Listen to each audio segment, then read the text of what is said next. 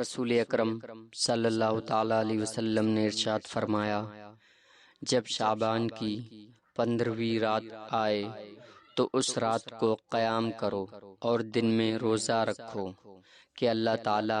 سورج ڈوبنے کے بعد سے آسمان دنیا پر خاص تجلی فرماتا ہے اور فرماتا ہے کہ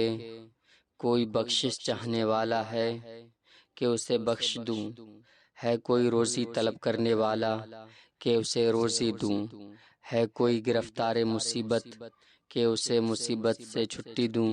کوئی ایسا ہے کوئی ایسا، اور یہ اس وقت تک فرماتا ہے کہ طلوع فجر ہو جائے۔ اور فرمایا شعبان کی 15ویں رات میں اللہ تعالی تمام مخلوق کی طرف تجلی فرماتا ہے اور سب کو بخش دیتا ہے مگر کافر اور عداوت کرنے والوں کو نہیں۔